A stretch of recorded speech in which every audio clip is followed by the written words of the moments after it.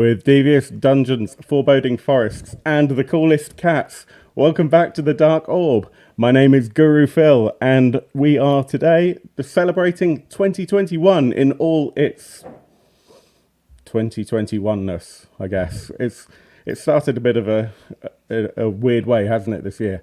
But let's see what we can do to bring it forward and have some fun. 2020 didn't quite go the way that I planned. I had a lot of ideas for games that I wanted to run, even after everything changed throughout the year. Coming up to even to November and December, I thought, you know what, I'm going to start that game, and I never did. So, without further ado, I've brought together some of my favourite people to make promises that we might not be able to keep. And with me today, I have Doug from Victory Condition Gaming, who we can't hear. There we go. Hey! Right. Thank you for having me on, Phil. Hello, everyone. Neil from Paladin Roleplaying. Hello, everyone. Pleasure to be here. Looking forward to talking some nonsense about games.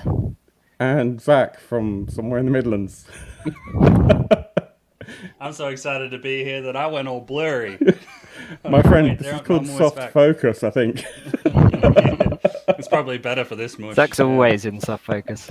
Yeah, he totally is. He totally is. So I thought it'd be really interesting just to do a quick run through of things that we really wanted to play this year. Just do a fairly concise, short episode. Start off the year the way that we mean to kind of continue. Go through games that we really want to get to the table and run as GMs, ideally. Games that we'd really like to play that we haven't managed to play yet, even if we've run them as a role-playing game, or if they're a board game that we still haven't managed to get to the table. And then maybe something that we all kind of agree with just not going to manage to get to the table individually. So I guess I should probably kick off. And the one game that I really, really do want to play this year and run is Cult Divinity Lost. Now, I'm really not that much of a dark person. I don't watch horror films. I do read some horror, and the primary games that I run tend to be dark, but not necessarily horrible or horror games. I run Symbaroum, and I'm currently running Deadlands Noir. But Cult is a game that when it came out originally, I was pretty young. And I remember the second edition being on sale at my then friendly local game store, which was the Games Room in Norwich. Still there, amazing store. I was about 13 or 14 and it was on the shelf. And I really wanted to buy it. I just loved the look. It was still shrink wrapped. You couldn't open it. You know, it had the sort of advisory sort of stuff on it. And the guy who ran the store, or rather the son of the guy who ran the store, who's still there, a guy called Duncan, basically said no. Flat out, categorically, you're too young. I was 14. Wow. And I think that was the right call. Having now got the core rulebook, and upstairs I've got the Bible edition, which is the edition I meant to be showing on camera, but I totally forgot to bring it downstairs, and I've only just remembered. I've also got the Kickstarter exclusive editions, which include this beautiful leatherette book, which I haven't even broken the spine on, obviously. Yeah, so take that, Doug. You can't stop this guy from getting cold. Shows what you know. He turned out this way anyway. And I'm not running. And the thing is, and this is the other thing, and this is kind of attached to the whole wanting to run Cult, is that it's a Powered by the Apocalypse game. And really, I've not done a lot with that. I'm in a couple of games that are based on Powered by the Apocalypse, and Neil, in fact, is GMing one of those and is really doing a good job of that. But I'm not finding it that intuitive, and I know that's just because I'm starting with Cult, which is kind of renowned. I mean, half of this is basically just variations on rules and powers and archetypes and that sort of stuff. So there's a lot of extra complication that's going on. But I've spoken to you about that with City of Mist before, though, as well, right? Like, that's a similar game. Yeah. That was The guy just got so excited writing his own stuff that it's like now there's so much to it. It doesn't even look like an apocalypse game anymore. Exactly. It's just like exactly that. And what's really interesting about that was on my short list for games I'd like to play this year. I'm pretty sure I won't get the opportunity to run it, but it's the same thing. I mean, in fact, the games are very similar in some ways because they're all about the reality of the world being hidden under a veil and not many people being able to see it. The difference with Cult is the idea that basically the entirety of humanity is doomed in one way or another, and that there's sort of nasty, evil, evil juju, should we say, that's kind of coming in and taking responsibility for that. Whereas with City of Mist, it's a little more pulpy, I would say. But I've not played it. I've got it there. I've read the first few pages, gone, wow, this layout is amazing. Oh, look, my brain's exploded. So, yeah, I really want to play and run Cult this year. Hopefully, my resolution is going to be that I will run this game. Don't know who Then for, you shall. I know a few people who don't want anything to do with Cult because it's just too dark. Well, I was going to ask you about that, Phil, because I think I'm one of those people. Because when it was kickstarted, I looked at it, and the art's amazing, and I thought, I'm definitely in on this. And I don't know if they put out a quick start or there was some preview or something. There were anyway, a few things, yeah. Yeah, I had a look at whatever it was that I found, and I looked at it, and there was just like, I don't consider myself a squeamish person or a particularly prudish person. Well, I mean, you are kind of running effectively horror games half the time, aren't you? So it's not like... Yeah, exactly, yeah. And like you, I lean towards the dark. I like a grim, dark setting more than anything. But I looked at some of the Cult stuff, and there was just really unpleasant, descriptions of really unpleasant things. Yeah. And I thought, I don't want that in my game. I don't mind grim dark, but I think in reality, I don't have the mental capacity. Thank you for joining Super Beast. I don't know if you've played it, Super Beast. It'd be interesting to hear your input on what we're just discussing about it right now. I don't think I would create a setting or create a story that fully embraces the darkness that's in the book. It does encourage that, and it does say that really you want to be making your players terrified and to push them right onto that edge, whatever that be, whether it's psychological horror, body horror, whatever. I don't really enjoy that much. I do like a little bit of shock and a little bit of discomfort in a setting, so I don't mind describing something fairly viscerally, but I don't want my players to be upset. I want them to be taken aback, and that's about the level. It's taken aback. You're kind of, oh crap, okay, we have to deal with that. It kind of feels a bit socially risky as well, in the same way as you wouldn't necessarily want to write your own horror in case anyone kind of goes, what are you thinking, you freak? You probably wouldn't want to write like a sexy scenario either, you know what I mean? Oh, baby. And I did realise that I picked up the version of this that has boobies uncovered on the cover, so on the front cover. So apologies for that, but it's tasteful Renaissance art. I believe it's the best way to put it.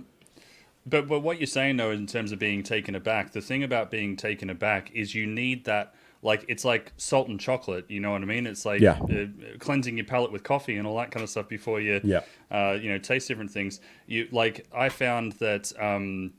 That Christmas adventure that Phil and I met when I was running a Christmas adventure written by David Beatty, and there is a room in that where there is a bad guy NPC who the description is they are merrily butchering a basket of puppies, but because the rest of the adventure is centered in a Christmas sort of universe, that's quite like a shocking there's a contrast there. Right, so there is the kind of whoa, where did that come from? Whereas if it's all body horror, if it's all that sort of stuff, it's it loses its edge. It does. It does. It then just becomes glorified nastiness. And actually, the book does say that you really do need to pull it back and actually only use that horror really as punctuation to really drive a point home. Certainly, if you're looking at the Kickstarter version of the rule book, the art in there is really visceral. There's severe body mutilation, which isn't really there in the retail copy. But yeah, I would be looking at the, and I've got a bunch of it, the published scenarios. and probably run, very carefully choosing one based on the full story rather than just diving in and hoping it turns out all right, and running it for a couple of people who I know have an idea of what might come, and setting those expectations with some sort of social contract, even though normally I don't really like doing that because I don't want to spoil the story, even with, a vague hint of what might come. But the only way you can do that is if you're already playing a game that everyone knows and you really know your party well. Yeah. So yeah, that's my first game to discuss today. That's my New Year's resolution for 2021 is I would like to get Cult to the table with me as the GM. Doug, have you got any resolutions on things you'd like to run this year? I do, actually. I have a game that I've been kind of mulling over in the last month that I want to have on the channel at some point. It's a game Which that channel I think, is that, Doug? It's I don't know. It's a little channel called Victory Condition Gaming. But if folks like to check it out, you can. But there is an RPG that I think is under the radar that came out last year in 2020 that didn't really. I don't think it had the splash that it did, that it probably needed. Is it Splash, the role-playing game? It's not Splash, the role-playing game. No, it's not. You play as Daryl Hannah. You don't play as Daryl and you turn into a mermaid. No. Can I actually? I'm going to see if I can share this screen. Yeah, do it, please. It's actually a little game called Cortex Prime. Oh, yes. Which I think.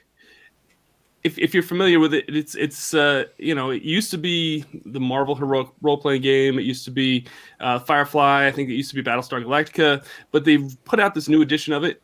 It's almost a lot like Savage Worlds. It's kind of a rule set just to kind of it's not really set. It's setting agnostic, so you can kind of just kind of tweak it to whatever you want.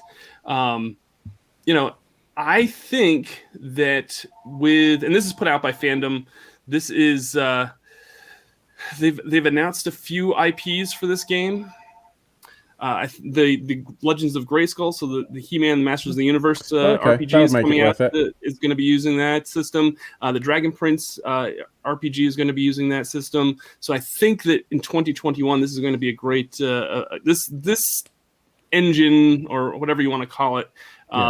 This So is there a particular setting that you would go for? There's actually something that I would like to run, and it's something that, Phil, it's not going to surprise you.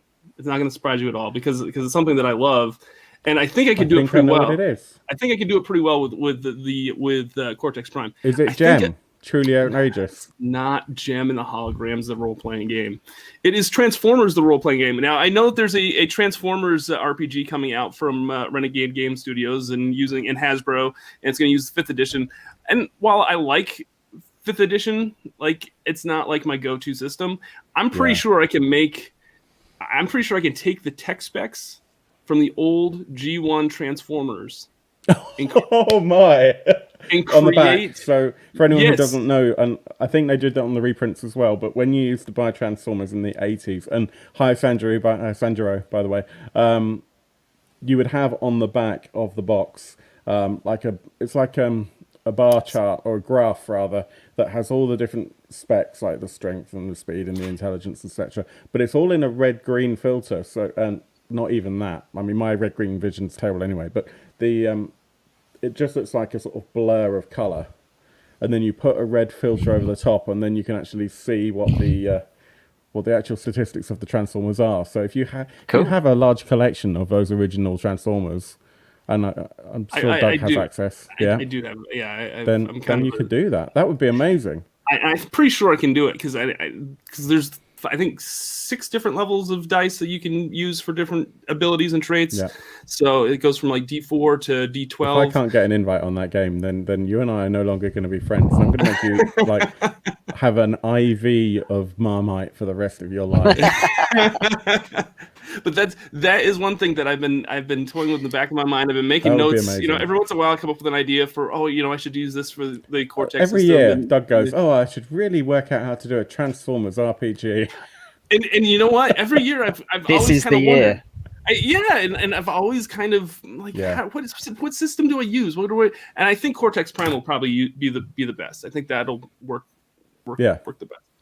So basically, I've effectively said now that I need to learn and run Powered by the Apocalypse, which is a system agnostic, a setting agnostic system, and then run a specific game in it. Doug, you've said that you have a setting agnostic system that you'd like to learn, and then you'd like to run a setting in that. Neil, what's on your list, my friend? So my choice is actually very setting driven, much more than it is system driven. As you know, Phil, I have started recently running Spire, which I love it. Love. It's amazing. Yep. I've had it. I had Spire on my radar for since it came out. I think for a couple of years, I guess. And I kind of knew I'd love it, and I just kept putting it off. And then in the end, I just went all in and just bought the whole Spire bundle on the Rome Record website. And I've only run a couple of games, but I loved it so much that I then went straight back online and went all in on the Heart. Oh, you did? Now they're I saw the picture. I hadn't realised you'd gone all in on it. And I paid the slight little bit extra for the limited edition. This is a cloth-bound Heart book, and it is absolutely gorgeous. The art, very similar to Spire. I don't know how well you can see that there. It's pretty cool. If I do this, then it's the same artist for both. Same guy. There we go. Do you want to hold that up again? Actually, let me find another illustration. There you go. That's pretty cool. Look at that. Spire, amazing. That's the Heretic. You're the Heretic. Like the Slay the Spire. Spire. Oh, my Spire's book is downstairs. So Spire is I guess an indie game by Grant Howitt and Christopher Taylor. And in Spire, you play a member of the Dark Elf Resistance in the Spire, a massive city and a tower block, and you're essentially terrorists, basically, or freedom fighters, maybe. You're trying to overthrow the evil oppressors. It's a fantastic setting, really simple, rules light, and I loved it so much. And Heart takes place beneath the Spire, so it's the same world, and the Heart is kind of left deliberately a bit vague, but the Heart is where all the weirdness in Spire comes from. It's some weird, warped place where reality is broken down and time and space don't really mean too much. And things in Heart exist because people have once gone there and thought about them. And so the Heart responds by kind of creating anything that people think about. And as people's thoughts change, the Heart changes around them. It's very weird. I'm looking forward to it a lot. I'm going to run more Spire this year for sure. And it's virtually the same system as well in the two games, so it should be very, very easy for me to pick up. Yeah, I like it. It's PBTA, but it's not, because I've played a couple of the Spire games with Neil, and we came from that after Blades in the Dark, and I'm sure that between all of us who were trying to decipher it, and I've got the book here, so it's not like I didn't have a copy, even though I wasn't running it. But we all kind of found it unintuitive, and I don't know, maybe some of the ceremonies that you need to do at the beginning and the end, and the way it kind of came through didn't feel organic. But the moment we started playing Spire, we were all like, yeah, this is what it should have been. This is right. And they're kind of similar, but they're just not in any way. Yeah, I agree. Yeah, I think what they've done with Spire is taken an already relatively simple system and just really honed off the bits that are superfluous and just kind of boiled it down to the bare bones. And it's sort of elegant, really simple. I mean, you can explain the system in 2 minutes, simple D10 dice pool. But it works really well. I find some rules light games feel too light to me, but Spire doesn't. It has a very few rules. There's a lot of kind of interpretation needed by the GM, but that's fine, and it just runs nicely. I think I agree, Phil. Yeah, nice. Cool, Mr. Zach, how are you doing? Yeah, fun. I mean, in terms of systems that I want to run, I need I'm going to keep this brief, but there's a short history of sort of like where I'm at as a GM is that like I started role playing about 5 years ago. Well, actually, I always say 5 years. I started in about 2012, so it's more than 5 years. It's five plus interest. 5 years. Yeah. But when all the way through, I've always DM'd for like just people around me, right? Like I've never gone out to go find groups or anything like that. It's just like, hey, you ever played D&D? Then they either say yes or no, and either way, I say, do you want to play with me? and then I go and start running a game, right?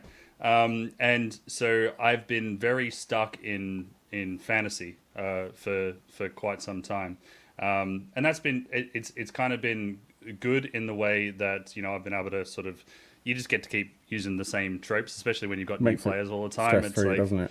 Yeah, exactly. It's pretty relaxing, and also when you've got new players, they don't know anything else than you running, so you get to build your own group that loves your DM style, right? Yeah. But I think that. Or not. Yeah, exactly, right. So because I think I don't really DM in like a super traditional way. Like I'm not like sort of story rich. I'm very like pop culture driven. Sort of. I'd much prefer to have a laugh than have a. I don't want to go to Mordor. I want to I want to chill out and talk crap in a tavern sort of thing. I mean, that said, the last time that I gamed with Zach when Zach was running the game. My other half and I, we went to one of his Dungeon Crawl Classics games where this is the same one that he was just talking about with the puppies, where I did melt a snowman using bodily fluids, which was fun for the GM. Yeah, I mean, this year I ran the Christmas adventure, and there was a toy soldier, and one of my players was like, "Oh, I'm going to look for the one with the Uzi," and I was like, "Funny you should say that, right?" And then he ended up killing one of his other characters with his Uzi because he accidentally missed. Amazing. So that's the sort of games that I run. But so finding players that want to be involved in that, because I think the majority of players really want to have like the rich character development and all that kind of stuff, you know what I mean? Yeah. So it's hard to find people who just want to have a laugh and not really care about character development and all that kind of stuff. Yeah. So I want to try and find someone who can do that so that I can then also try and step outside of fantasy. I think my number one thing that I want to do is cowboys. Something with cowboys, whether that be Dark Trails or Deadlands, what was it, Weird West? Stuff, something to do with cowboys, because I'd really like to take that whole aesthetic that I try and run in my games, where it's just all beer and pretzels sort of gameplay, but then put that into the Weird West. I think that'd be super fun. Sure. Yeah. So I mean, I don't think that we'll do a second round as such, but the other game that I was going to discuss, actually, because you mentioned that, was Deadlands Lost Colony, which is basically cowboys in space. Nice. So, I'm fully with you on that, and I think cowboys is a really interesting trope. It's difficult for us in the UK in some ways, and I don't know. I guess it's probably easier in terms of you've got a different cowboy, but a cowboy culture in Australia. So maybe it's a little bit more native. I don't know. Well, I mean, I've never found fantasy all that accessible for that exact reason. We don't in Australia, we don't have like rolling green hills and stuff. They're like all that in New Zealand. Yeah, exactly. So, I never really resonated with that whole like let's go on an adventure over the Green Dale sort of thing. Yeah. There was a system I heard about a while back that was actually set in like basically a Mad Max sort of setting, and I was like, man, I want to play that. Yeah. That'd be really cool. But I like the Dark Trails for, like I said, I think that's going to resonate with my style of gameplay, because it's based on DCC. Like I've played that once, and I was one of the awesome. So in Dark Trails, they've got basically they have all the stereotypical like roles of cowboy that you can imagine, except they're all infused with magic. So they've got like a snake oil salesman, right? I can't remember what the snake oil salesman's called. Steve. But, yeah, right. So they've got the snake oil salesman, but his potions actually work, sort of thing. And in that game, I went to go throw this explosive potion at this bad guy, and I fumbled my roll. And then they said, right, okay, so then see how powerful it is. And I critted my roll. And a fumble dropped it at my feet. So I basically blew myself up, which was amazing. You know, that's exactly the sort of game I like to run. Yeah. And I've played a couple of games of Dark Trails. It was one that I was thinking I might want to try and get to the table. I'm going to wait until the actual proper book comes out. This is a drive-through RPG quick start. You call it that. You know, it's not really a quick start when it's got that much in it. You called it the thick start. The thick start, exactly. Yeah. But I mean, the artwork is really fun. You can get to play, you can play a luchador.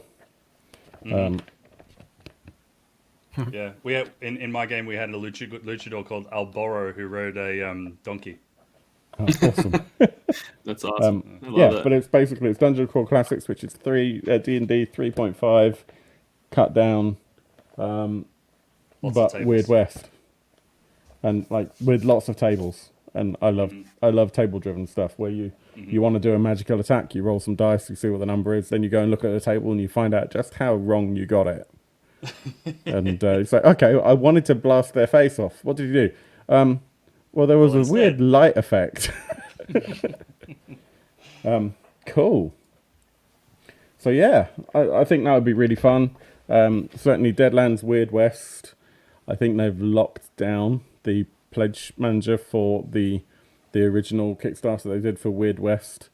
Zach, I think you said that you've backed for the campaign that they did, Blood Drive. Yeah, Blood Drive. I've got that coming through. Yeah. Yeah, that looks really awesome.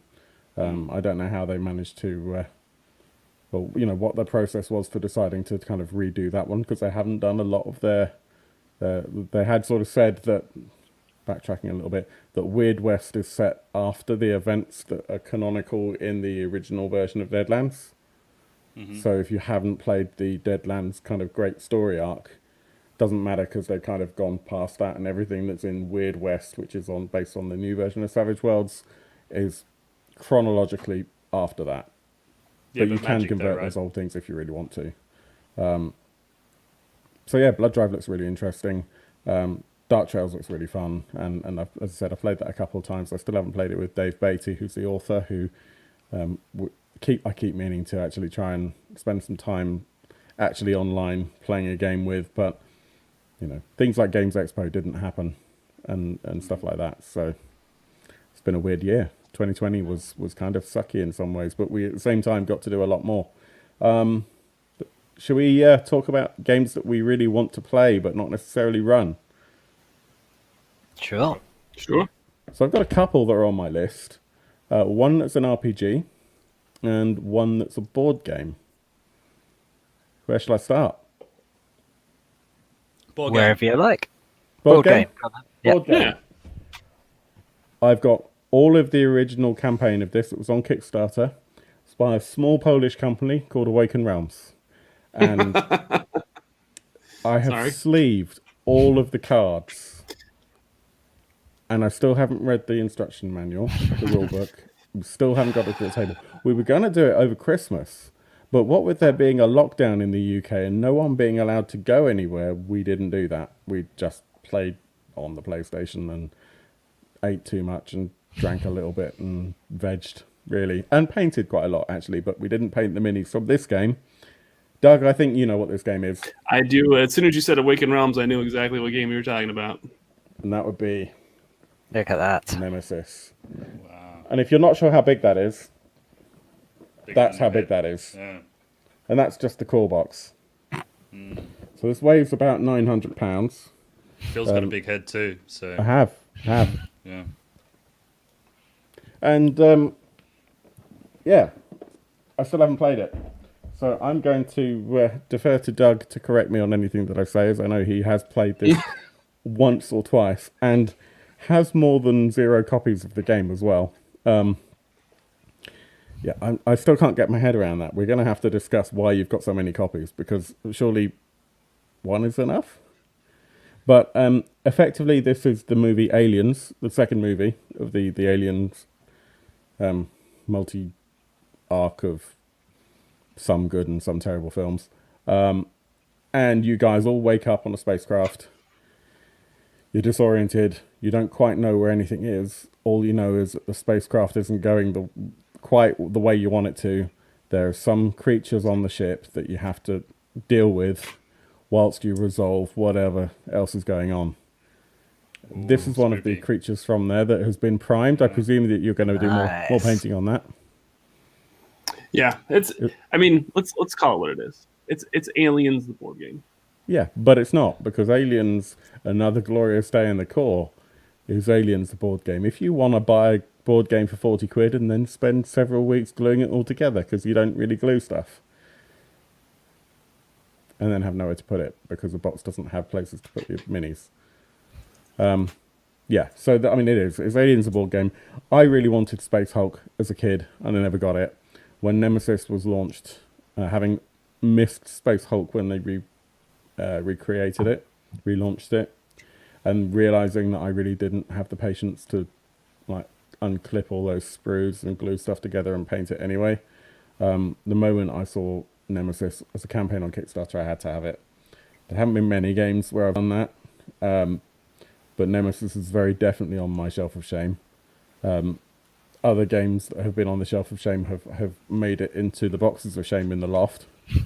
The other game, the other big box shelf of shame game that I've got, which is still downstairs, is Rising Sun, and that's never going to get played anytime soon because that needs 3 people minimum, and we're in a tier 4 lockdown and probably will be until 2025, which means that we're not allowed anyone in or out unless it's us. So unless I can train the cat or one of the snakes or the tarantulas, it's not going to happen. You're not allowed within 2 meters of yourself. Exactly. That's tier 6. Exactly. Well, I guess it's just going to go up every couple of months, really, isn't it? Yeah. But yeah, Nemesis looks really fun. It's got an optional hidden traitor mechanic, which it doesn't mean that you've got like some maintenance guy who hides. Yeah. Now, Phil, you can play it solo. No, I can't because I'm too tired to read the rules. So I have to get Erin to read the rules because she does that for a living. Now they also put out Awaken Realms also put out a companion app for Nemesis. Right. So I think I haven't ever used it. You can play the game without it, but it definitely helps keep some of the bookkeeping a little bit easier. Does that compensate for when my mother decides to message me when I'm in the middle of doing whatever it is I'm doing? It does. It sends her a message that says, Phil can't. I don't care about the health of your cat. That's right. The companion apps can be so helpful though as well. I mean, it completely changes the face of some games. Like with if you ever played One Night Ultimate Werewolf, like I don't know how you would ever play that game without the companion. You don't. Yeah. Now that there's a companion app for that, you won't. Same thing with Descent and Imperial Assault. I don't know anybody that plays Imperial Assault with the with the Overlord or that plays the Empire. They just use the app because it's so much easier. One of those Cthulhu games, is it Mansions of Madness that also has an app? That's another one. It's great. The second edition, that's all it does is it just uses. I'm pretty sure that I was talking to I think it was that game. I was speaking to Matthias Jonsson Holker from Free League about that game, and he was saying, "Oh, it's amazing, best thing ever." Yeah, it is. It's great. But yeah, that would just be on my shelf for shame right now because board games aren't really getting a lot of love in this house, purely because my dining table is my desk right now. We'll probably move house or, I don't know, something will change. Very quickly, I'm going to just mention the role-playing game as well that's on my list, purely because it is, in fact, Symbaroum. And Symbaroum is a game that I've run a bunch. I don't think I've ever heard of that game, Phil. It's this here. Have you ever mentioned that game? I don't. No. Oh, yeah, looks nice, yeah. No, I don't know much about this game, other than it's got a really nice cover, and the author is... a musician, so I've run this game a bunch. I've never played it. Simple as that. Sure. So I would probably hate it because I know how much of an arse I am as a GM. But that's my game and a half on my list for things I'd like to play this year. Nice. Doug. Cool. All right. The game that I would like to play that I don't have right now, but I plan on picking up a copy, and that actually I have the PDF version of this game, but I don't have the actual the physical copy. This is a game that came out rather quickly by Hunter's Entertainment, and it kind of changed what we know as a role playing game in 2020, and that would be Alice is Missing. This is a silent role playing game that's all done via text message.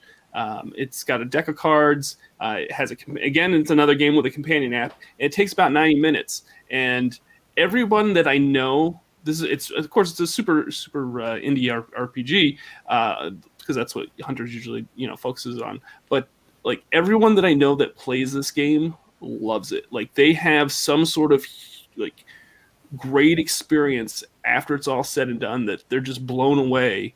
And I would love to be a part of a game that someone has set this up. I don't think I'll ever run it because I don't know how many folks would that I game with on the regular that would play a silent role-playing game. But this is definitely one I hope that if someone's out there and wants to play and run Alice is Missing, I would love to play this in 2021 because I just love the fact I love when RPGs do something different, like when they can take a different form. And this is definitely this. I never saw this coming as far as a silent role playing game that's all just done via text message on your phone. Like that's crazy. And I hope the designer for this game goes on and does other games with this kind of engine. Like that would be cool. I think this is a really cool. This is a great setting, but I'm curious to know if they have any other games that or any other settings for this the system in the works, because I think I think silent role playing games, especially in this day and age right now with 2020 the way it was, and probably how 2021 is going to probably be at least 50 to 3/4 of the way through, where we're gonna have to kind of socially distance and be home. I think that's. I'm really struggling cool to get my head around the idea of a silent role-playing game. I mean, this to me just sounds like you go round to your mate's house and then you all sit around and look at your phone. Well, no, send egg playing emojis to each other, right? Yeah, exactly. That's kind of what happens with me and my daughter. I mean, that's my point. Exactly it. Come on down for dinner. She's just upstairs. But no, I don't know. I like the fact that, of course, in 2020, we as a hobby in general, we realized that, hey, you know what? We can't get together physically. Online is definitely the way to go, and that's how it's kind of our industry and our hobbies thrived is playing online. This is another version. This takes you don't have to have a Roll20 account. You don't have to have a Foundry account. You have most 99% of people have cell phones and smartphones, so you don't really have to do anything. Everybody knows how to text message. Here you go. This is how we're playing role playing games now. Yeah, it seems like the show just got a little bit shorter, because I think that's my favorite. I want to play that now. You say like it's with SMS and stuff. Well, I'm showing my age now, right? Like WhatsApp, yeah. It's like, is it like built such that you can do it remotely, or is it more like, because you say there's a companion app? I'm imagining like someone had the companion app playing in the middle of the room, and then the GM. I think the GM uses it all, and everybody. I mean, I know people that are playing it all across the country. Like, so that you can play. You can play on the West Coast while somebody else is playing on the East Coast. It's just everybody has to be available for like 90 minutes to play. Well, I'm going to throw this out there, Doug. One thing I was going to suggest at the end of the show is that we all come back when we've fulfilled one of our objectives or several of those objectives, and we can discuss it. I would volunteer to play that game. Yeah, I'm in. Me too. Well, we've got a group here already, except someone has to run it. You said it first, Neil, so you're running it. Yeah. I've got the PDF. I have not got the physical game, so I can't text a PDF. Yeah, I know. I'll have to. I know what you're saying though, Doug. Like in terms of like when role playing games do something different and it makes it like far more accessible. I think that's so cool. With like Lady Blackbird, I've played that with a lot of people who are not role play people, because you can explain the entire universe and all the rules in like 15 minutes, and then it's like, go make up a story. And I have not found anyone who has sat there and gone, well, I don't know what to do. Everyone just like is like, I know who I am. I know what I need to do. Let's do it. You know, like, and it's fantastic. And the other thing, the other game that I've found that I think is kind of like pushing boundaries in that way is A Quiet Year. Oh, I love that one. Yes. Oh, so much fun. And again, you don't need to be a role player to understand how to play that game. And everyone just jumps straight into it, and you get such good stories out of it. Might really be good for introducing new people to the hobby. Oh, absolutely.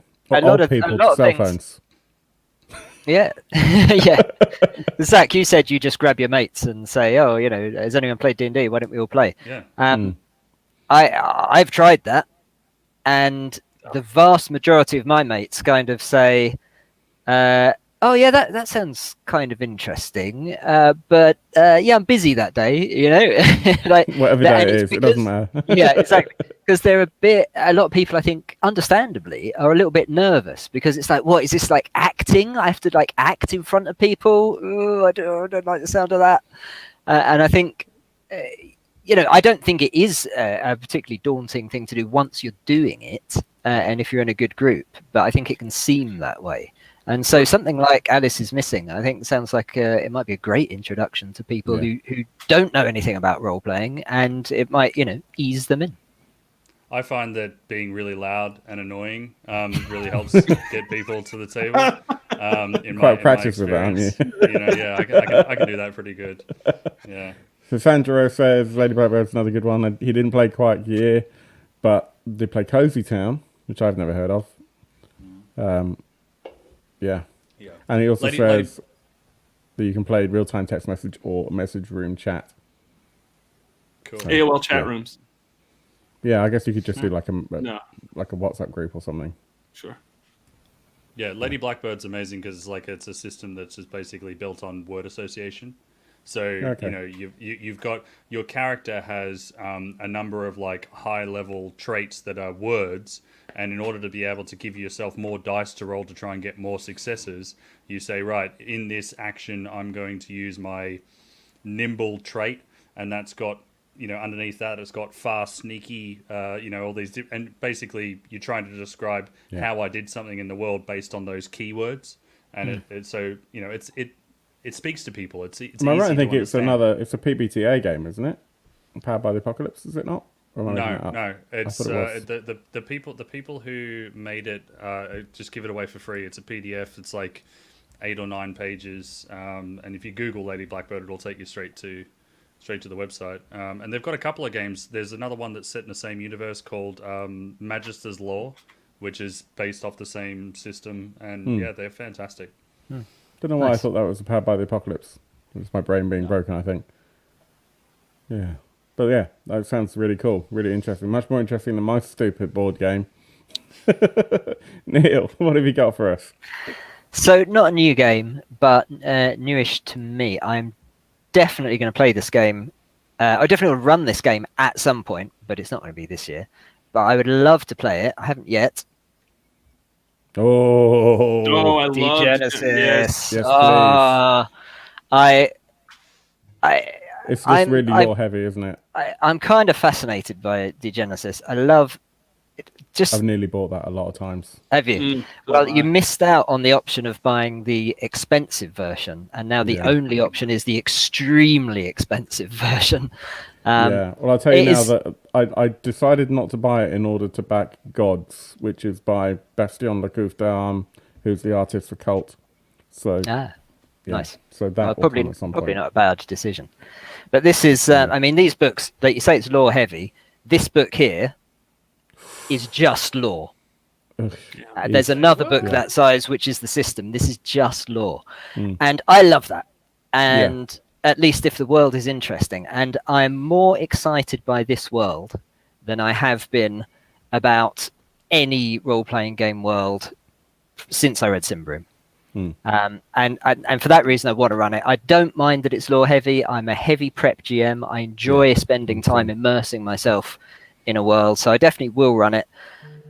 But I'm heavily into Simbroom at the moment. I cannot find room in my brain to have two big worlds at the same time. That's exactly it. So I want to play it. I would really love to play it. At least just even a one shot or just like a mini campaign or something would be fine. Just to sort of experience it, just basically to kind of scratch the itch until I get a chance to run it. But I think just for anyone who doesn't know it, it's like people say it's post-apocalyptic, but really it's post-apocalyptic because the apocalypse happened ages ago and society is kind of rebuilt. So you play in the remnants of Europe.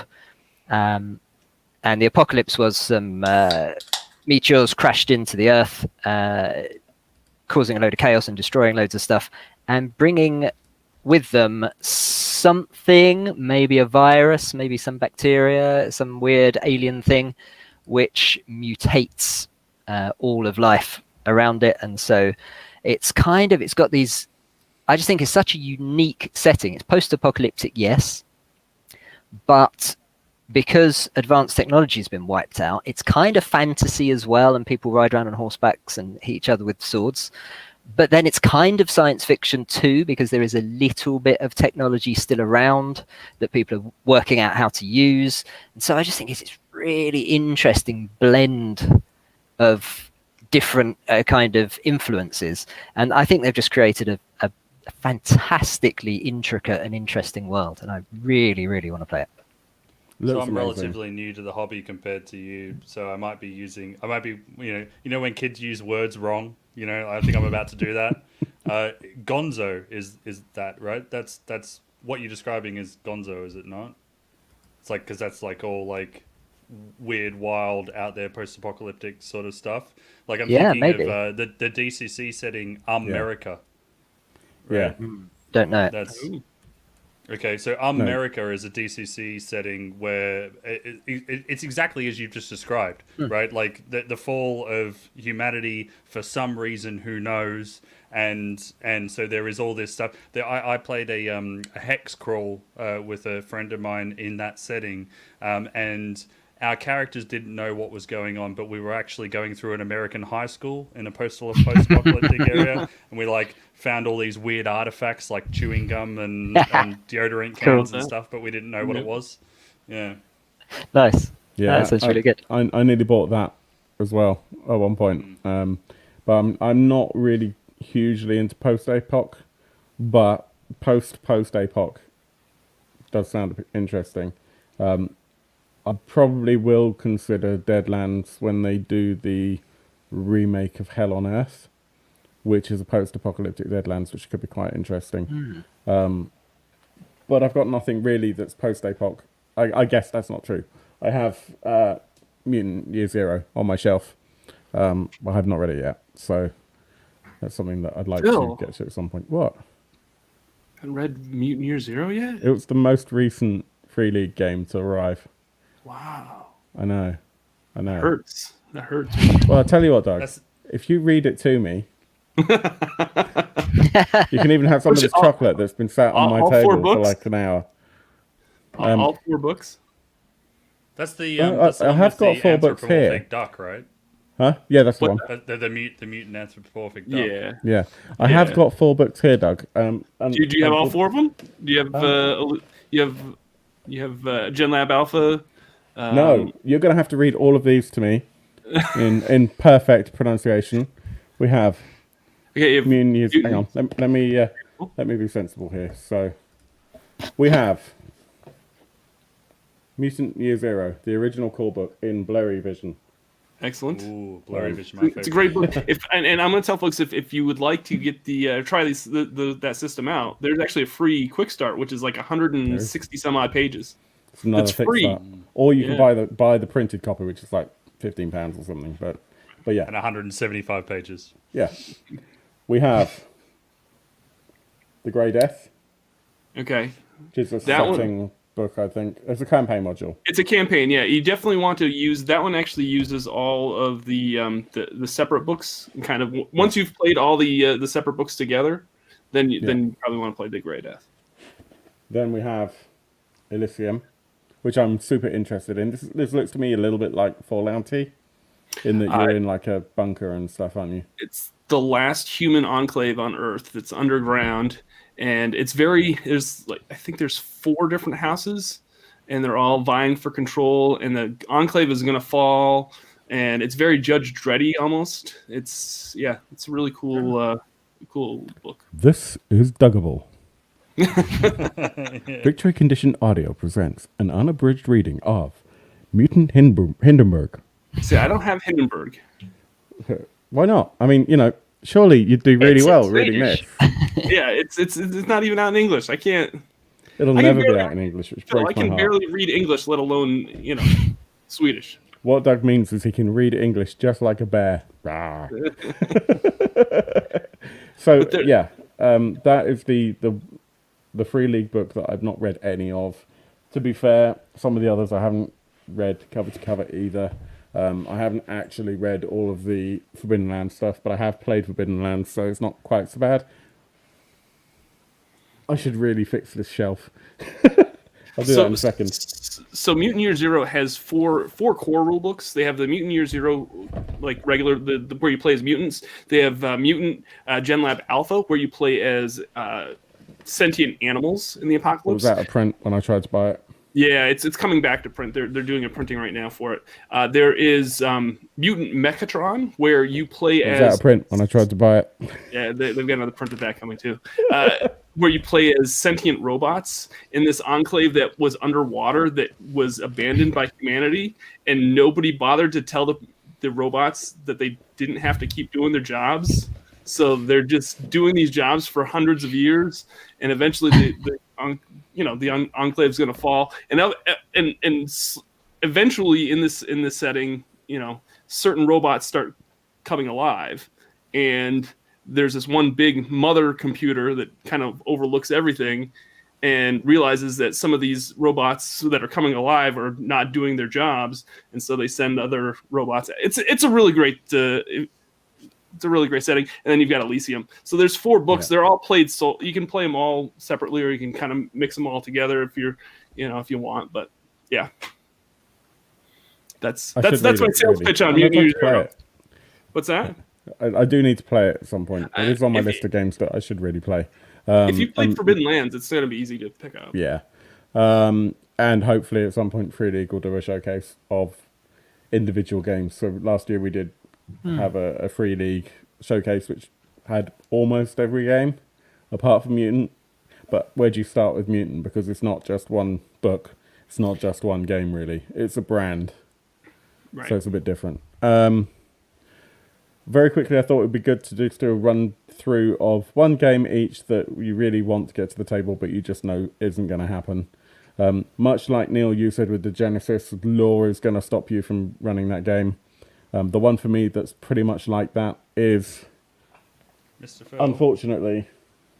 I didn't tell you my game that I wanted to play. Yeah. Oh, Zach, I'm sorry. Go on. Wow. I have that as a sound effect somewhere. Hang on. Go on, do it. While you're finding that, you guys keep on pulling things off your shelf. I got stuff too. Ooh. I want to play this. I bought this because my gaming, like the first gaming group I started, we go away to like a farmhouse somewhere once a year. You go and play Farmville once a year. Nice. Yeah, we play Farmville for an entire weekend, and yeah, we all run games and stuff and just have a good old time. And I bought that for 1 year. It's the Shadowrun Runner's Toolkit Alphaware. It's upside down. There we go. It's the Australian version. Yeah, and it's got everything you need to like basically run like a beginning one shot of Shadowrun. Which sounded amazing, but there is no beginner version of Shadowrun. It's like, pretty just crunchy, happen, isn't it? Right? It's there. We started playing it, and it was kind of like there was a bit of role play going on, and I was kind of like, all right, let's do a skill check, and then 15 minutes later, all right, let's just role play a little bit, and then I started hand waving a few things, and then we got into combat, and I was like, okay, guys, look, we're gonna have to pack up here. I've got no idea how any of this runs. I don't know how to hand wave it. Yeah, I don't know how to do anything.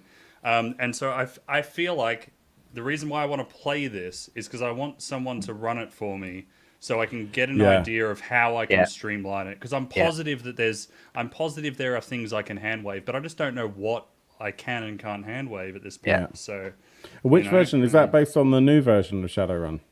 This is 5e.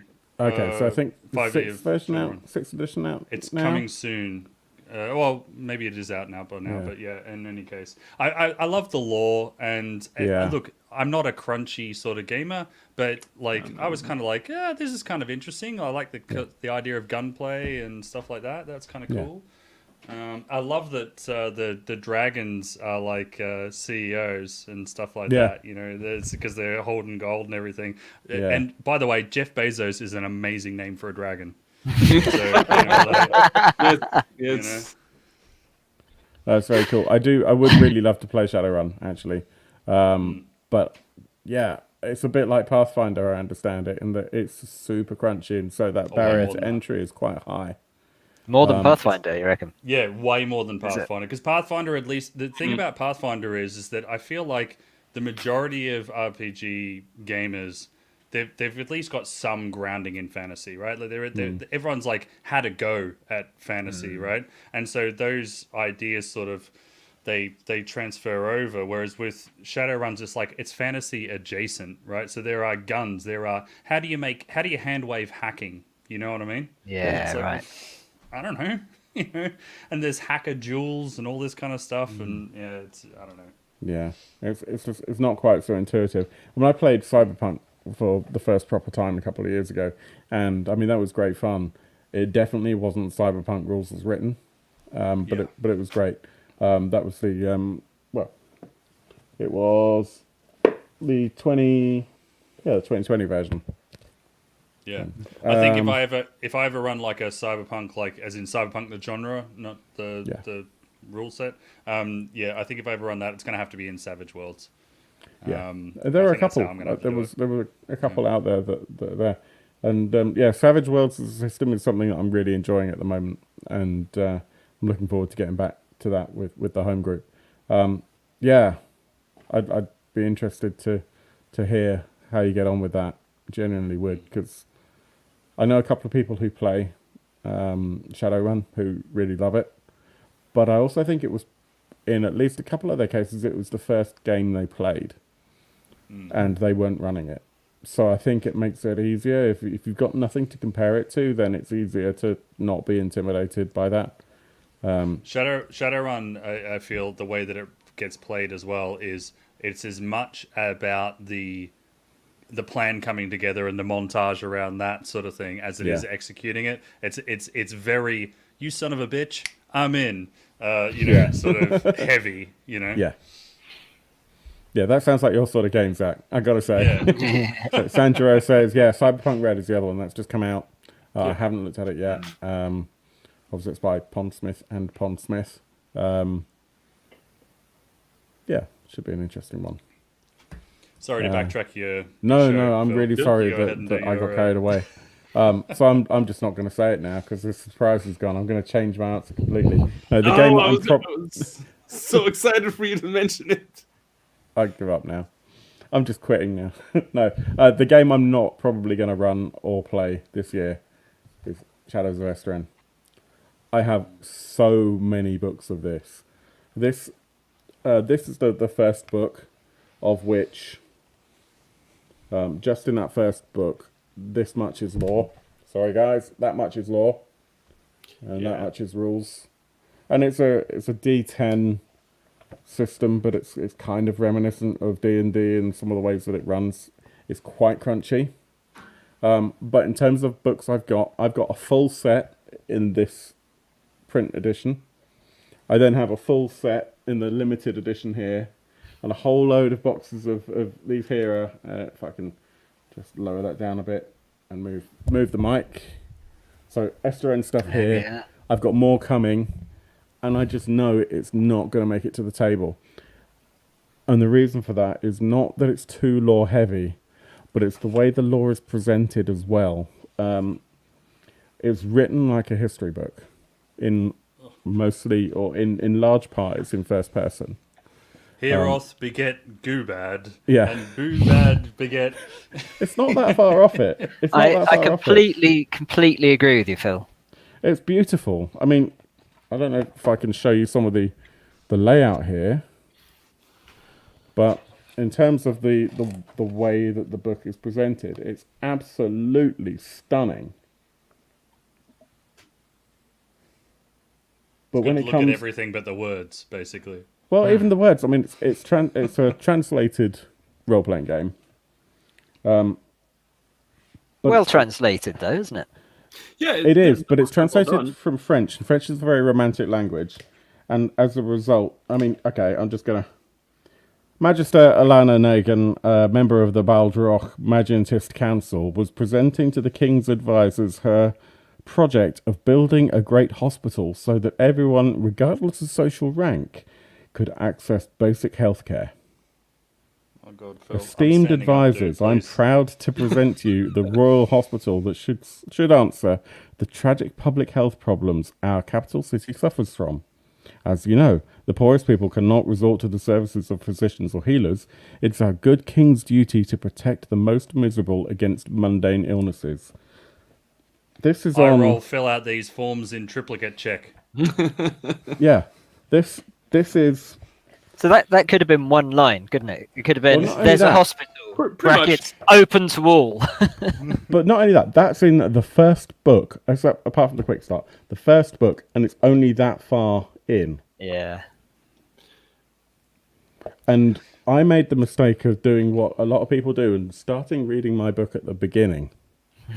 Yeah. So I read all of that before I got to the system. By the time I got to the system, we're going back exactly 3 years, actually. And by the time I'd read that, I was so tired that I couldn't face running the game. So I want to get back to it. I did that with City of Mist, and actually, I was really excited to play with that by the end of it. So I guess it's a bit of a dice roll. It's a bit of a dice roll whether it's good or not. But I do feel like the systems that go for settings that have got that much detail. So the difference with City of Mist, there was a lot of adventure hooks. There was a lot of like, oh, this is going on in this part of the city, and this gang controls here, sort of thing. Which is great because you can jump off and create your own story there. What you've just described is like, it's a whole story. Like, this is the lore. Like it's like just write a novel, man. You know what I mean? Like, well, that's exactly it. That's exactly it. And basically, so I've got 2 copies of the. This is the quick start, effectively. I've got 2 different versions of that. That's a copy of the thing that I've just shown you. All of these are additional setting, scenery, and campaign. And there is a campaign. I mean, it's beautiful, but it is lore. And it's lore in LORE and LAW. I feel it's one of those games that you actually have to know factually. There's not really a lot of give. We've played this on the show once before, and while I like the setting and I like the books, the physical books are beautiful. The mechanics of the game just didn't really grab me. I think there's other systems out there that kind of do a better job. Even if it's just 5e, I think 5e is better. But yeah, if you love lore and you love like that dark fantasy kind of setting, Shadows of Estron's an amazing book. It's an amazing set of books, but I'm kind of treating them as art books, to be honest with you. What's that? I kind of treat them as art books to an extent, at least at this point in time, and I've got more coming. I do want to get back to it. I do want to read it all. Hopefully I'll get to running it at some point. It's nowhere near as high a priority for me as Symbaroum. Symbaroum, we are kind of 3 or 4 sessions into the first book of the main campaign, and hopefully we're going to get that, or at least most of that, done this year. But I want to do that whole setting, that whole campaign, beginning to end, ideally, if my players are up for it. And as Neil said, I mean, that's such a rich setting anyway, and not in the same way, much like in Genesis, that's a really rich setting. Symbaroum is a rich setting, but it's still a little bit that you can put in, of your own flavor. And I think Zimbabwe is rich because it affords your players quite a lot of freedom to be whoever they want to be. I kind of feel like Esteren doesn't allow you to do that. It pretty much just prescribes everything, and if you don't know everything, then you're kind of screwed. On top of that, they've created their entire own lexicon of made-up words, which are pseudo-Celtic. And it's always quite entertaining when you have French authors who, Celtic and French have similar roots, mispronouncing Irish words that they've chosen to use in their own game. And that's what happens. So, a lot of the words, like they've got a pronunciation guide, and their pronunciation guide is off. I know this because my family is Irish. I don't speak Gaelic, but my grandparents did. So I have an understanding of some of the structure, and I have family members who do speak Gaelic. So it's little things like that that kind of niggle me. But yeah, Shadows of Esteren, I have played it once or twice. I enjoyed it. I don't think it's going to get any love this year from me. Nice. Yeah. You got one, Doug? I do actually have a game that's kind of falls in that same bracket as Shadows of Esteren, and this is a company that I enjoy what they put out. I love all the games that they do, but this game in particular, super crunchy. But I love the setting. I love the game, and that's Trudvang Chronicles. Oh, yeah. I nearly bought this many times. And the reason I didn't is that. I'll be honest, I have every single book for this game. I will never play it. I love reading it. I love reading it. I love the art in it. It's got amazing art. It's got amazing, but the rules are so crunchy. And it's BRP based, right? What's that? It's based on BRP. So right. It's a D100 roll under. They did a 50 conversion, which no one in the right mind is going to go for, because if you're going to play Trudvang, you want the original version. Well, I don't think that's not necessarily. I think that's the same reason why Symbaroum put out a 5th edition version of their rule set. It's just that there's more. I mean, we're seeing this more and more with RPGs where they're just taking the 5e system and tweaking it and making it fit their setting. There's people that's what they're used to, and that's what they grew up on, and that's there's a whole new influx of RPG players that's all they play is 5e. So lowering the barrier of entry for your setting to this massive audience that's out there that just plays 5th edition. That's kind of what the publishers are doing, and I think I back the Trudvang Adventures, the 5th edition version, just because of that. Because I'm hoping that even though I have all the original books, maybe if since I have it in 5th edition, even though I don't play 5th edition a whole lot, I'll be able to get it to the table. I think also when you're starting with 5th edition, if you then have just that one or those 2 books in front of you, it makes it a lot easier in that it's less daunting knowing that what they've presented to you is theoretically enough to run the game with.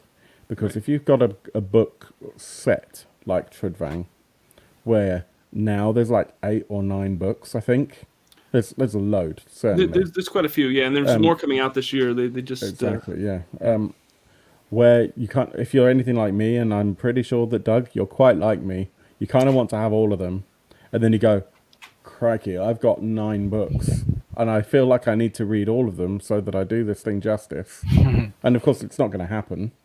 But then you kind of think, well, what if I don't read them all, and I do my own game in this setting, and I want to make my game canonical, but I'm worried that whatever I do is going to be completely contradicted by this other piece of lore that is now set in stone in this other book. So that's where I come from when I have a large universe to play with, and that's what kind of intimidates me with a really lore-rich heavy But even setting. 5e is not going to save you from that now. I mean, 5e's got 20 odd books as well. Absolutely. You know what I mean? Yeah, so The thing I like what Doug said though about the fact that I think that the RPG companies are starting to wake up to the idea that 5e has become so popular because it is really quite accessible. Yeah. There for someone who's never played an RPG before, it might feel really crunchy. But it's once you get into the flow of it, once you get into the swing of it, it is actually quite fluid, and you can't take that away from 5e. And I think it's great that RPG companies are getting around that idea as well, because it's very much like, I'm not sure, I don't know whether you guys are into World of Warcraft or not, but there are plenty of nerds who are. And I kicked that habit. But there are a lot of people who were screaming for vanilla WoW for a long time. Oh, I want vanilla WoW, I want vanilla WoW. And Blizzard was saying, hey guys, we know you think you want vanilla WoW, but we think you just don't really remember what vanilla WoW is actually like. And the community said, oh no, we do. They gave them vanilla WoW, and now look at all the fanfare around vanilla WoW. Look at how many people are playing it. Basically, no one. You know what I mean? So. I feel like it's kind of the same thing here. I think there are a lot of people who might have been in the hobby for a really long time saying, "Oh yeah, 5e is kind of boring. It's there's not really it's all fantasy tropes and all that kind of stuff."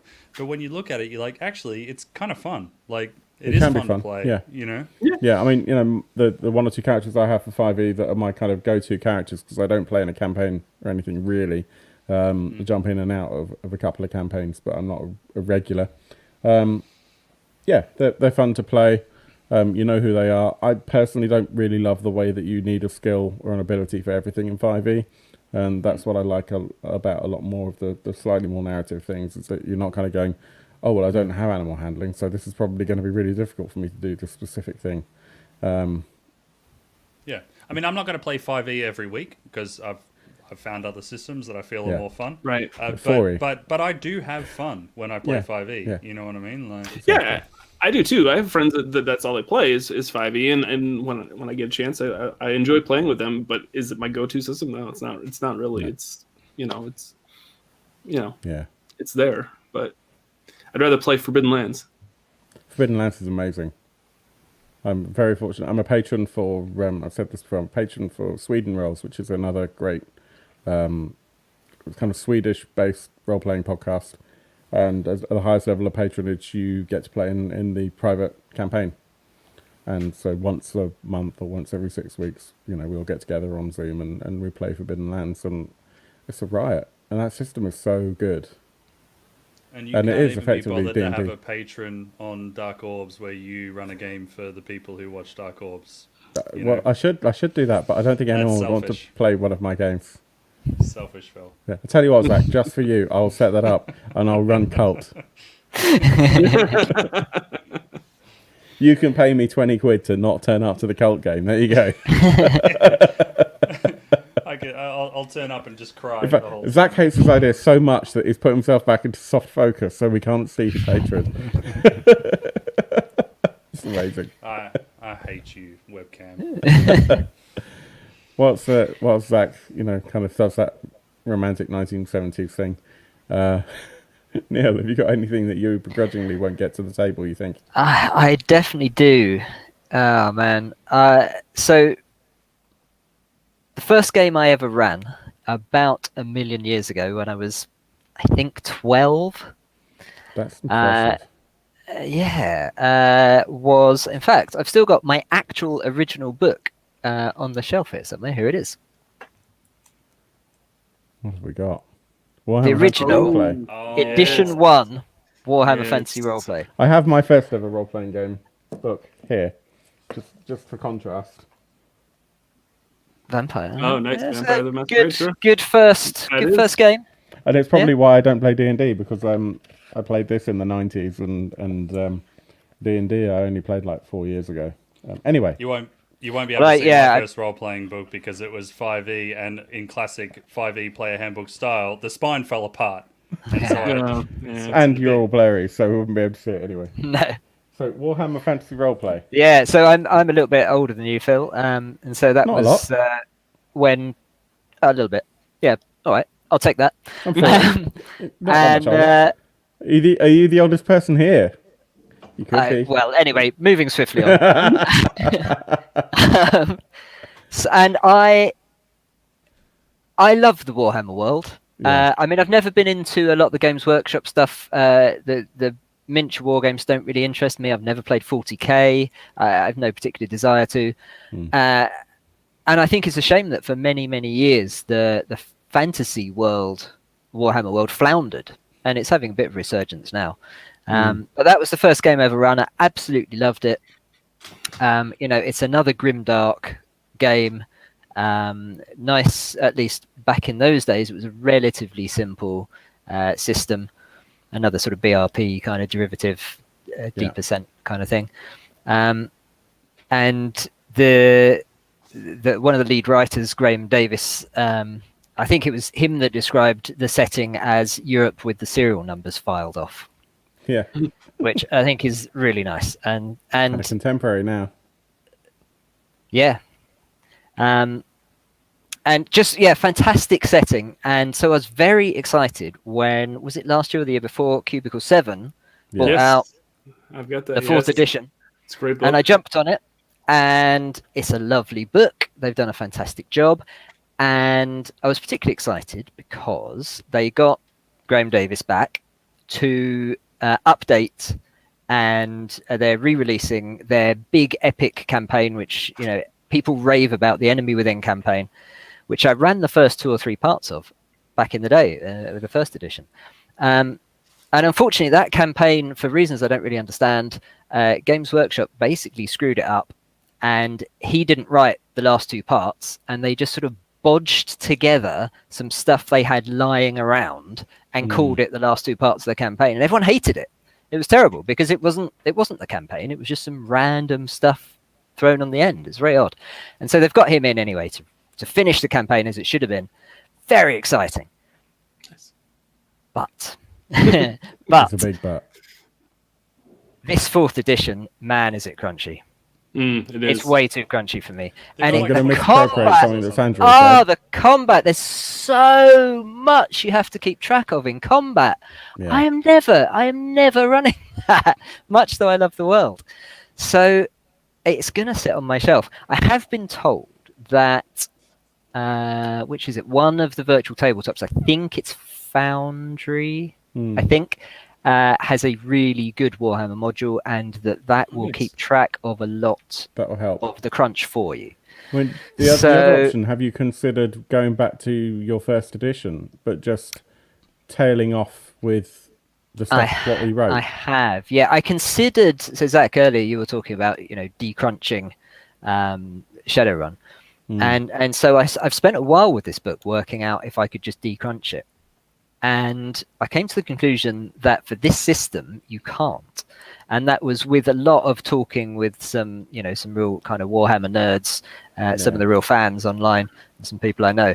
And the problem, what they've done is every single part of this system feeds into every other part. So if you just take out any bit, it breaks all the rest. So you kind of have to use all of it or none of it in a sense. But you're right, Phil. I think what I could do is use the first edition, or actually use the new book to finish the first version of the campaign. Is what I mean.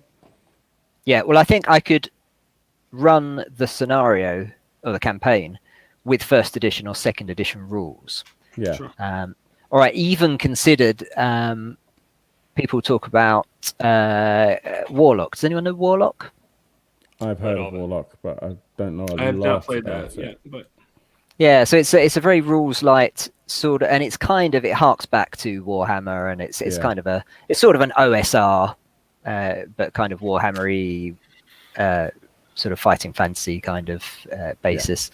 So I was considering buying that and seeing if I could use that rule set, but it would make more sense maybe to use probably the second edition Warhammer.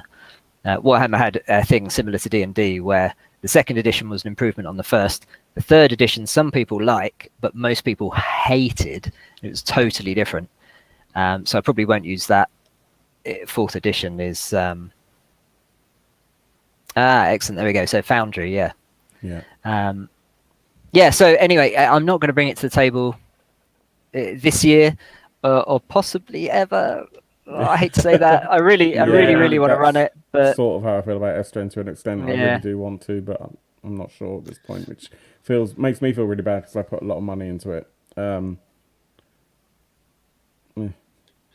happens, right? Warhammer, the 4th edition, I've picked up. It came out right before PAX Unplugged 2019, so not last year, but the year. Or no, was it 2018 or 2019? What was the last year? We didn't have 2000. We didn't have one. Yeah, we didn't have 2020. So it was 2019. I actually bought the last copy from Cubicle 7. They had set it aside for me because I was walking. Of course, I was doing the whole media thing and walking around to all the booths. And I said, "Hey, would you mind setting aside a copy of that for me?" And because I want to walk around and do the whole media thing first. And I came back and they were like, it was day one and they were all out of the copies of Warhammer. And I'm like, well, someone set aside a copy of this for me. And like, it took them a few minutes to find it. I thought maybe they eventually found it, but I thought I was going to go home without a copy of that. But now, again, it's another book that's just beautiful. It's great. It's a great book, but yeah, it is very crunchy. I don't know if I'll ever get a chance to play it. So you've not played it, Doug?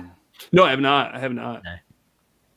Yeah, even the 2nd edition is fairly crunchy. I mean, there's like 26 classes or something, isn't there? Like in the 2nd edition, like it's crunchy-ish. It's not shocking. I think just like you were saying, actually, I think with D&D, Zach, that once you get your head around it, it flows reasonably well. I think, but I don't think this one would, and even some of the sort of huge Warhammer fans are kind of saying, yeah, this is too much. Shame. That's unfortunate. Yeah. Yeah. Zach, I'm not going to forget you this time. I'm just going to kick you. Thanks, Phil.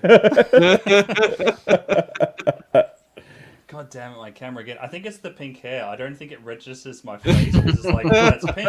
It's definitely not a face. There's it's no interesting. Way there's a face below that. It'd at least like get the wall in focus or something instead, and it just no.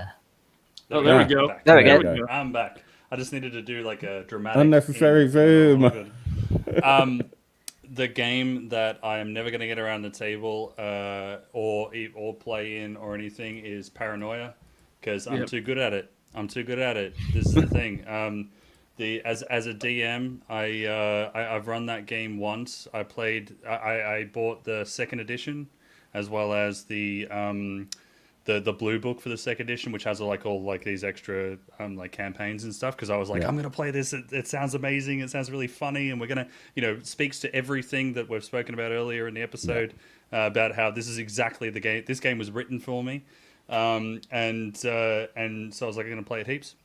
I played the first one, and the first one, look, I'm not going to spoil the whole story, but there is a spam, as in like spam email sort of thing, going on. And I printed out basically all the little spam emails, and then I like screwed them all up, and I would throw them at players, and I'd be like, here, go and read this. And it was like, because there's not a lot of note passing in Paranoia, because you're trying to keep everything secret, and when you're playing it around the table, so I was like throwing things and players would open them up and they'd be like, it's spam, and be throwing it around and stuff, like it was just all this advertising stuff that I'd be throwing at them, and they could never know. Where the one player actually threw away a useful note because because it's like I'm not even opening it. I don't even care, and it was fantastic. So I'm too good at DMing it to get it around the table, and I feel like I would be too good at playing it because I was born to play the role of someone who is a brown noser who throws other people under the bus. You know what I mean? Like as a role player, that's the role I was born to play. And I feel like I would not make any friends playing it, but I would have a ball doing it. Killing everyone else in the process. Yeah. So I don't know how I'm ever going to be able to get anyone to agree to run it for me or play it with me. So Sandro says similar. Play Paranoia, can't see getting to the table, getting copy to the table. No, it's fantastic though. It's such a good system.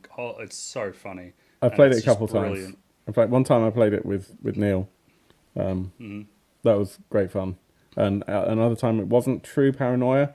It was one of the authors for Goodman Games did a sort of homage to paranoia using DCC rules. It wasn't really paranoia, but it was in that sort of vein. And yeah, that kind of madcap chaos is great fun. It's also quite a stressful game.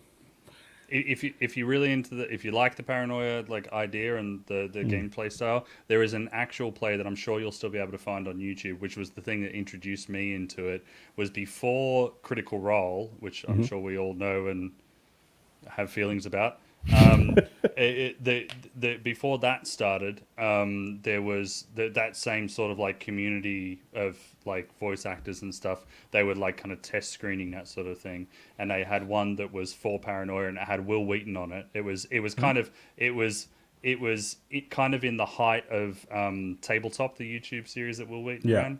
And before Critical Role, so it was kind of between those two things. Okay. And they did like an hour and a half of paranoia, and it was just it was exactly what paranoia should be. It was fantastic. I should check that out. Guys, we have been going for an hour and a half almost. It has been a lot of fun. I really appreciate you all coming on and pledging to make this year amazing, which of course it will be. Last year was a challenge, I think, for everyone in many, many ways. And this year, I think, across the world stage has started off very interestingly, very, there have been some events that we all could have predicted, but we're all pretty disappointed happened. Let's put it that way so far. Day of recording is 7th of January. So, yeah, I think it can all go up from here and things will improve. I would really love it if we could get back together and discuss how we've gotten on with our resolutions. Obviously, if anyone wants to do any of those things on this channel, that would be wonderful. Likewise, if anyone wants to do any of these things with Mr. Doug on his channel, I'm sure he'd embrace that as well.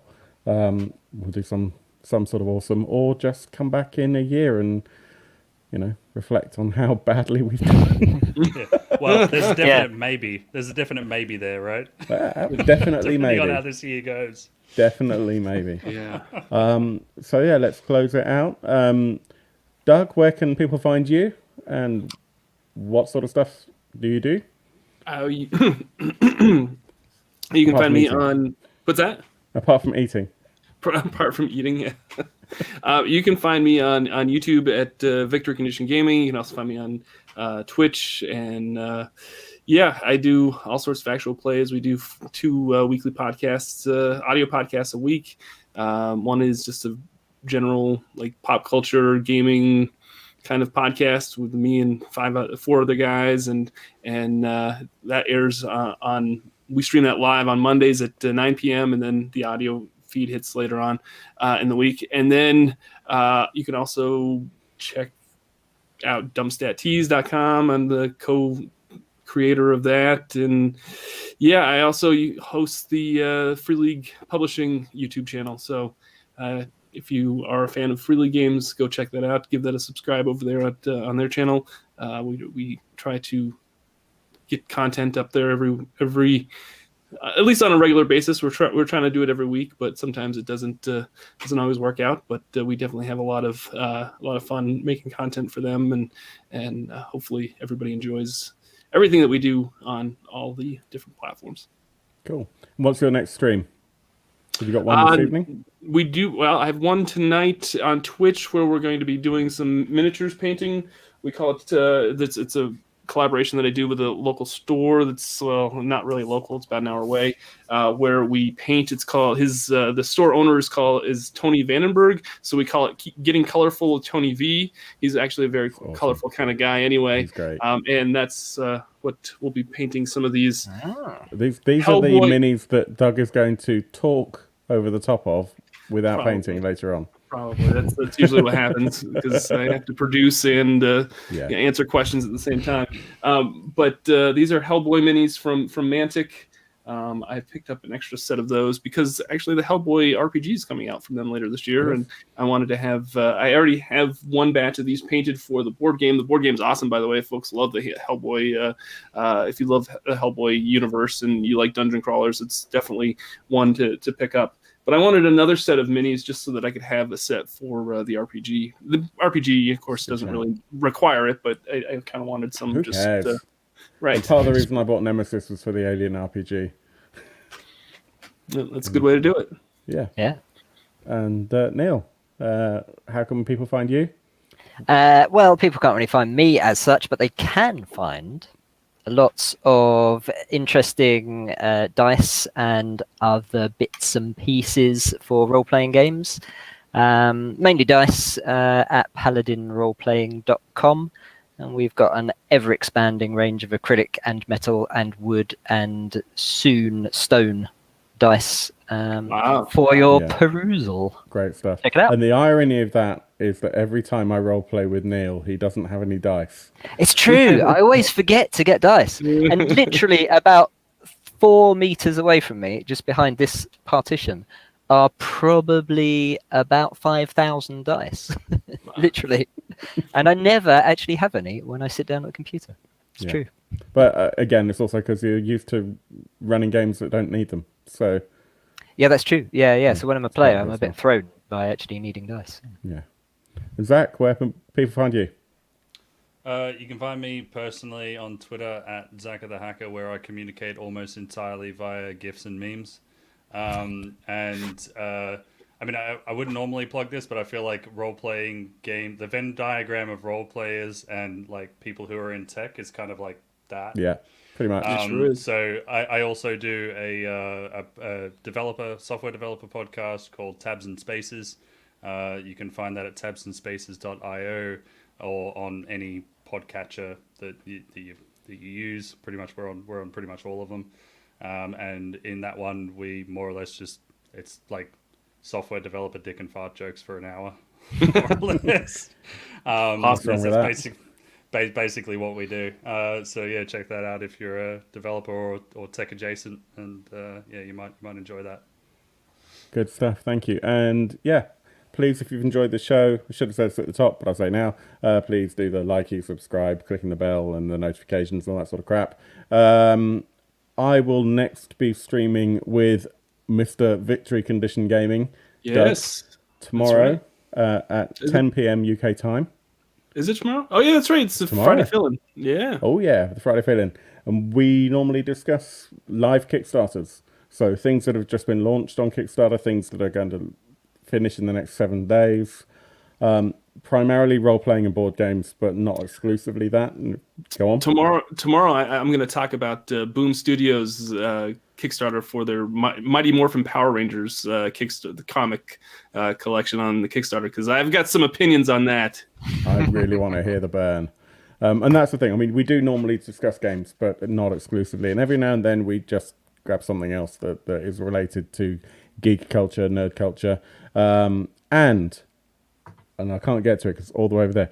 Tomorrow is a special episode where, Doug, did your package arrive? My package of treats has not arrived. So we don't do a thing that we talked about doing last week. It might be the following week where we try double salted licorice.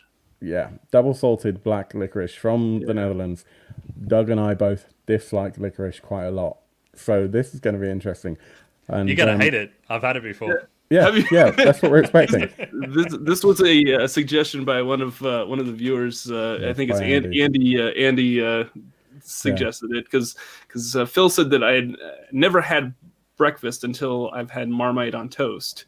And so one stream I actually had tried Marmite on toast live. It wasn't bad. Yeah, you didn't hate it. It's okay. It's good. And then Andy have you gone back to try it since? No. I've been trying to get my wife to try it. She won't try it. You got to try Vegemite on toast, then you'll be a real man. That's what everybody says now. But Andy's like, "Yo, you didn't mind this? Try double salted licorice. You're gonna hate that." So, I think it's just they're just trying to figure out things that eventually I'm just gonna hate. So, but I'll tell you what, if you've ever tasted balls, then you know. pretty much. It's the hairs, that's the problem. It's stuck in your teeth. So yeah, I will be not eating that tomorrow at 10 p.m. UK time, 5 p.m. Eastern. We tend to try and do a stream every couple of weeks on the Dark Orb. I'd like to try and make that a bit more regular as part of my 2021 resolutions. So feel free to check the back catalogue on YouTube. We've got at least one episode that's entertaining. No, we have interviews with independent game designers, and we also have a couple of kind of newsreel type things. And Zach and I have gone off on a 2-hour rampage on one occasion on that. That was entertaining. I thought about editing it, but no, it was great. But hopefully you guys will join me again, and we can do more of the same. Sure. Feel free to come in on any of those shows. Thank you once again, one and all. Thank you to everyone who's been watching. Super Beast, Sanjuro, who are prime offenders in the comment section. Much appreciated, always is. And we will see you soon. So thank you very much. And I hope that all your dice rolls are better than mine.